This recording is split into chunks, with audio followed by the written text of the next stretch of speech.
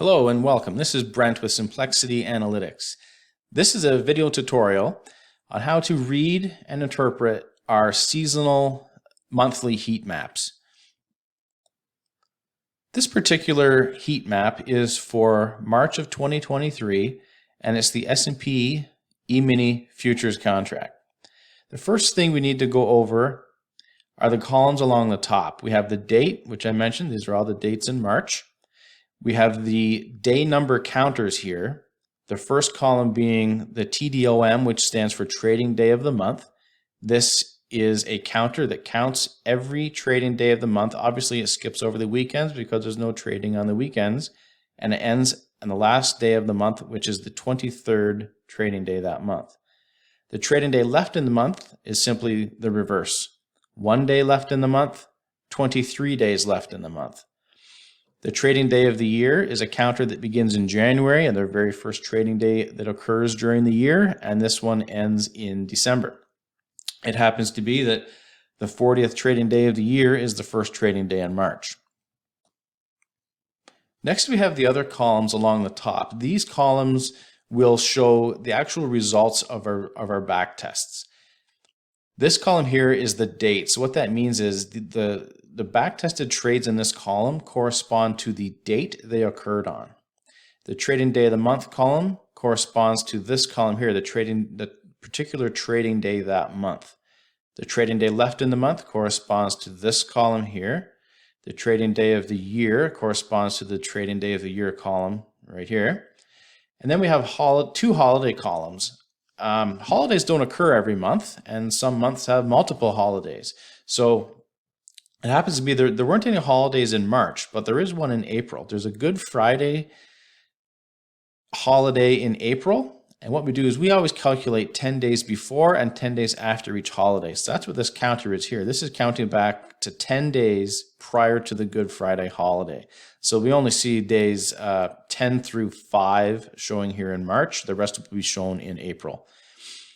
In months that do have multiple holidays, we have a second column available here to be used. Just there isn't any in March at this time.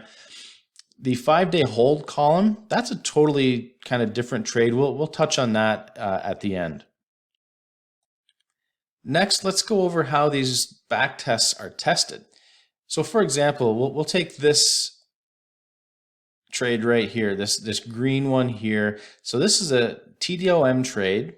So this is a trading day of the month trade, and this is the 7th day of March. So the way that's calculated is we go back to 2001 and we take a buy on the open of every 7th trading day of March.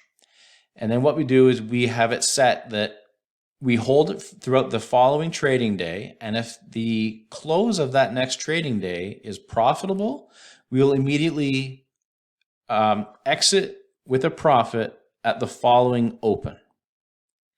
If that is not profitable at that second day, we will hold another day. If that's still not profitable, we'll keep holding until we have a profitable close, at which time we will exit at the following open.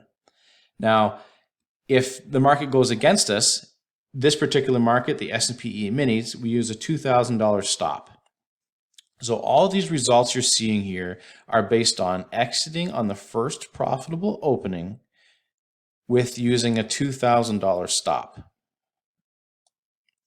Next, we'll go over how to read and interpret this calendar. The trading day of the month, this column right here, has been used for decades and decades in the trading world. It's a good barometer of where the bullishness and bearishness are in a particular area. But the problem is using only the trading day of the month as your singular focus can cause problems. And here's an example. If you're only looking at trading day of the month, you see this trade here that happened on the 7th trading day of March is an 81% successful trade, and it's netted $14,000 over the back test of this trade. So that's a really good trade according to trading day of the month. But the problem is it's not backed up by any others. There's no date correspondence. There's no trading day left in the month. The 17th trading day corresponding to number 7 has nothing. We have a 1 day difference to the trading day of the year, which could line up depending on when the trading day of the year begins in each particular year. This year it doesn't. And we have no holidays. So really, that's a singular bullish day and not something I'd be too excited about taking. But if we go down here, we see another green area, and this is what I'm looking for. I'm looking for groups of green, not only vertically, but also horizontally. So I'm seeing this group of green being backed up by this here, and this here, and this here. And this red area here, I'm not concerned about at all, because those are results from the Good Friday holiday.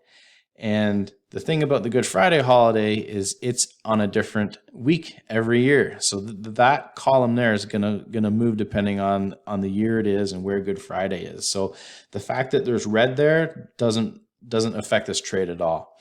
So really what I'd be doing here is I'd start on the 27th, the Monday, the 19th day of the month is when I'd be looking for entries into the S&P E-mini market based on the seasonal strength that we see here. Now, the other thing to consider here is seasonals are a confirmation tool for already set up markets. What that means is I'm not going to just blindly take these trades because the seasonal chart says it's green and I should do so. I want the market to have some sort of a bullish setup and to be paired with some other indicators, and this can be a confirmation that makes me want to be bullish at that particular area.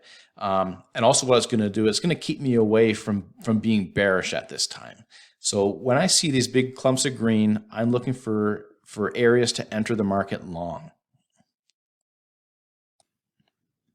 The column on the far right here, the 5-day hold column, it's a little bit different than the other trades. So the other trades, remember, we were entering on the open, holding for a day, and then exiting on the first profitable open. What the 5-day hold is we're opening on a particular day, we're holding that trade for 5 days, and then we're exiting on the first profitable open. So for this example here, this trade here is corresponding to the trading day of the year. So this is every 57th trading day of the year in our back test. We enter at the open, we hold for 5 days, and then we exit on the first profitable open after the 5 days. And that returned 81% accurate trade on the bullish side and returned $33,000.